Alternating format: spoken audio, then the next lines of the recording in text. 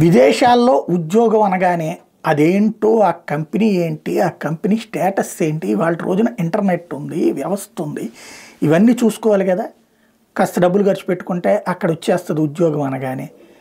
ఏ దేశమో లెక్కలేదు, ఏంటో లెక్కలేదు. ఇక థాయిలాండ్ లాంటిదంటే అబ్బో అసలు ఇక స్వర్గం అనుకునేసి ఖర్చు పెట్టుకుని మరిపోతున్నారు. తీరా చూస్తే సైబర్ క్రిమినల్స్ ఇట్లాంటి వాళ్ళని, ఆడవాళ్ళ చేతనేమో న్యూడ్ కాల్స్ చేయించి డబ్బులు లాక్కునేటటువంటి బెదిరింపు కాల్స్కి, అట్లాగే మగవాళ్ళ చేతనేమో ఈ సైబర్ క్రైమ్స్ చేపిస్తున్నారు. ఇప్పుడు చివరికి వాళ్ళ కోసం అని చెప్పేసి మనం ప్రతిరోజు ప్రతి ఫోన్ కాల్కి కూడా ఒక వాయిస్ పెట్టుకోవాల్సినటువంటి పరిస్థితి వచ్చింది.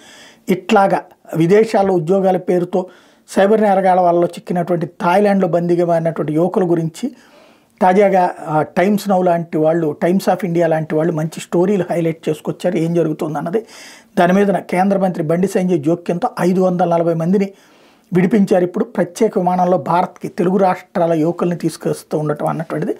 ఇందులో ఒక గొప్ప విశేషం ఏంటంటే, మన తెలుగు జర్నలిస్ట్ అయినటువంటి రుజువుల సుధాకర్ రెడ్డి, హైదరాబాద్కి సంబంధించినటువంటి ఇప్పుడు బ్యూరో చీఫ్గా ఉన్నటువంటి వ్యక్తి రాసినటువంటి స్టోరీతో